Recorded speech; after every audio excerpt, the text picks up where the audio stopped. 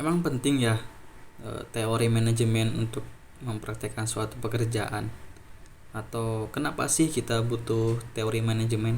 Berangkat dari definisi teori dulu ya. Jadi teori ini adalah suatu kumpulan prinsip-prinsip atau principles ya yang disusun secara sistematis. Itu disebut dengan teori. Nah, terus kenapa sih butuh teori?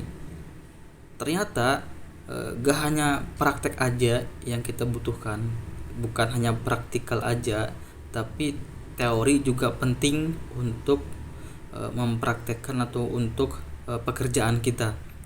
Karena apa? Karena dengan teori itu lebih bisa mengefisiensikan pekerjaan.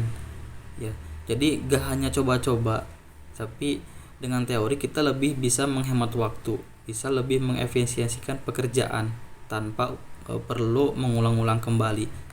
Contoh petani ya, petani untuk misalkan menanam padi ya, dia mau menanam padi kan butuh yang namanya tanah yang subur. Terus tanpa teori, petani ini akan mencoba segala jenis hal-hal ya atau pekerjaan, misalkan harus dibajak sawahnya atau harus dikasih pupuk apa lah gitu. Nah, sedangkan ada teori tentang tanah humus ya. Tanah humus kan bisa untuk menyuburkan tanah.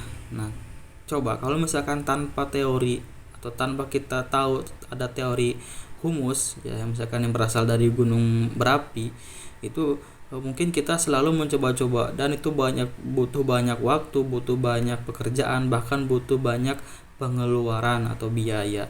Jadi dengan adanya teori kita bisa memangkas biaya, memangkas tenaga, bahkan memangkas waktu, bisa lebih hemat.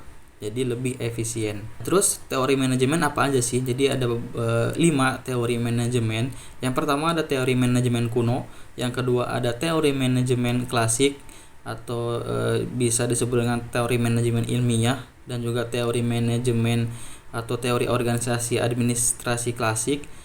Tuh, yang ketiga ada aliran perilaku, yang keempat ada aliran kuantitatif, dan yang kelima ada teori manajemen kontemporer yang sekarang. Itu jadi ya kenapa kita butuh teori manajemen. Dan selanjutnya kita akan bahas tentang teori manajemen kuno.